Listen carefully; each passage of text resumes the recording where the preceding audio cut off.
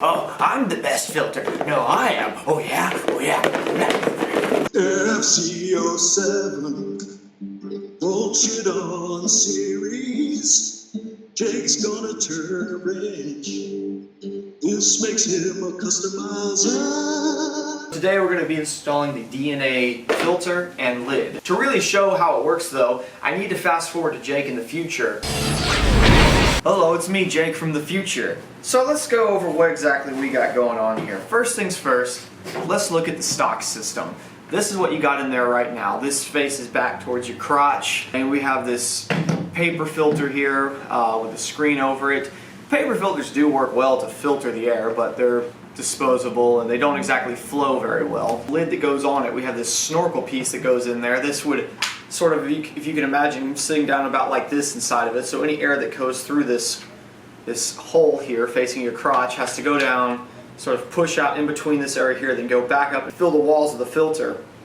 And this is a fairly tight fit in here, so that means also the space between this and the outer edge of the filter is pretty slim.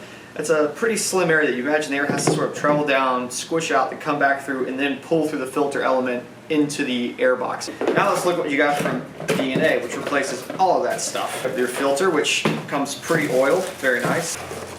They sent stickers in both boxes. You'll have tons of stickers, and we know we like stickers. Right away, we can see this is a massive difference here.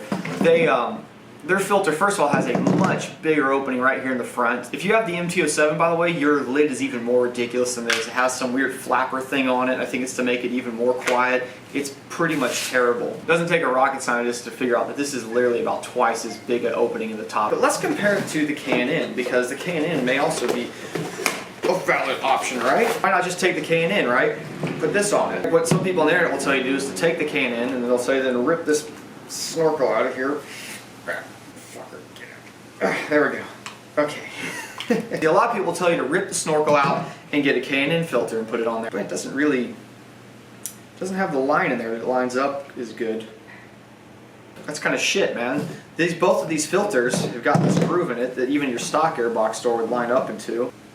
Yeah. Okay, so that's interesting. Already 1 point off for the K&N because the factory door doesn't really hook in there. It's just kind of, I guess, going to sit in there, and so the K&N's already not going to fit in there as well. And the other thing you'll notice right here is just look how much bigger the opening is on the DNA versus the K&N. Clearly, there's an advantage on one to the other. And it's not like you can get the DNA door and put it on there. That's not going to work because this filter, this hole's smaller inside of here. I did count the pleats on here. DNA was 40 and this was 43. The pleats on the DNA though are slightly bigger. They're deeper. As you can see, the filter element's completely exposed. When we look at the K&N, look how high the rubber coming up here, really sort of limiting the whole filter. And you see it's really uneven going around. Even though you have a few more pleats here, there's going to be more surface area on this flat out. DNA themselves has videos on their YouTube channel showing K&Ns going directly against their filters. They get a little bit nerdy with these big flow machines and they draw air through them.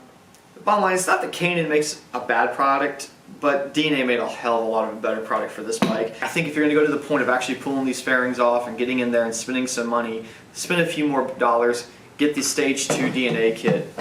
Way better.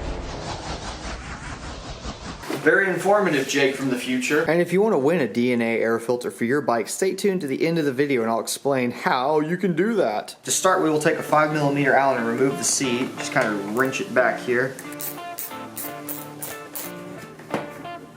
I have to remove both panels to get to the intake. 4mm Allen and remove this.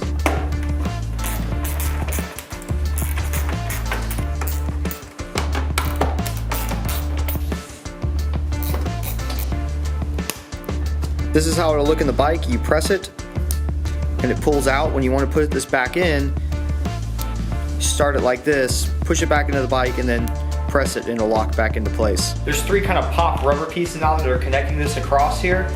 We'll need to just gently pry on this. Don't pull on this hard. No reason to get crazy with this, just take your time, it'll come off.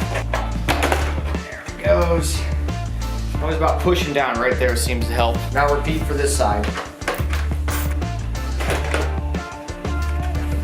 5mm Allen and one on the other side. And two 4mm up top. Two plastic pins.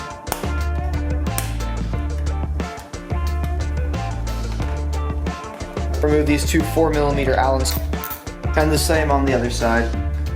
I want to loosen this front bolt right here. Don't take it off, just loosen it up a little bit. Should be able to hinge it up a little bit here. There we go. Yeah, we'll get it up about like this, and if you can take something like a 2x4 or a rubber-ended hammer mallet like this, kind of put this underneath here, kind of like popping the hood up on a car there. We're just gonna prop this up a little bit to get access to the air box. We have 4 Phillips screws holding this in. The ones in the very back here are still a little bit hard to get to. If you have one of these, Phillips on a wrench, this is really good. Worst case scenario is you'd actually take the tank off, but I just don't think that's necessary.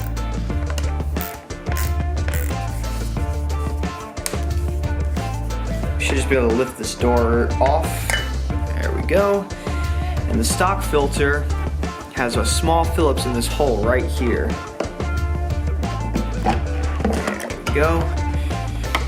So take your filter and the door, and you'll kind of find it sort of locks together. And we'll just kind of set that down in there. There we go. If you have the MT-07 model with that big door piece on there, you'll have a hose left over. Just plug that hose into this part right here. That just sort of caps that off. When putting these screws back in, these actually will cut into the plastic. You don't want to recut these threads every time. They'll start wallering out that hole, and eventually this won't work very good. So to set these back in correctly, I always found it's good to spin them reverse, and you'll actually feel them sort of fall in at some point. See right there, I just felt it. And then you screw it in. See right there, it fell in, and then we screw it in. Screws like this actually make their own threads the first time they screw these in. These are just sort of little pilot holes in there, and those are almost like a sheet metal screw. It can become a little more difficult doing these ones up here, but if you take our tool off like this, we can do the same thing here. There it is. You want to evenly tighten it down. You don't want to over crank these either, because like I said, they're just going into plastic. You can definitely strip them out. Yeah! Just reassemble the bike in reverse order. So we've gotten rid of this horrible thing.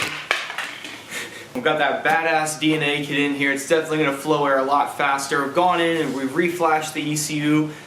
Go back to the previous video if you want to see how we do the ECU flashing. DNA themselves say that this increases airflow something like 170% on their site when you go with that stage 2 kit.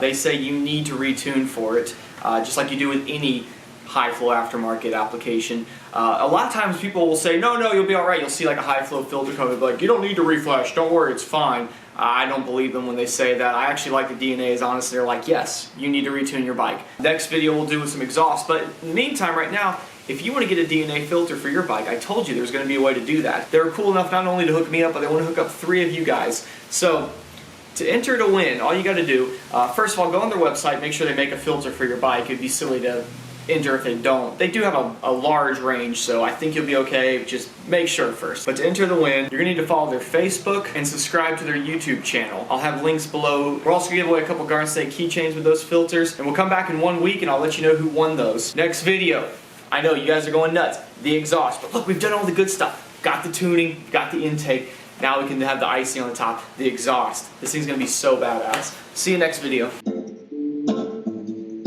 FZ-07 Voltron series. Jake's gonna turn a wrench. This makes him a customizer.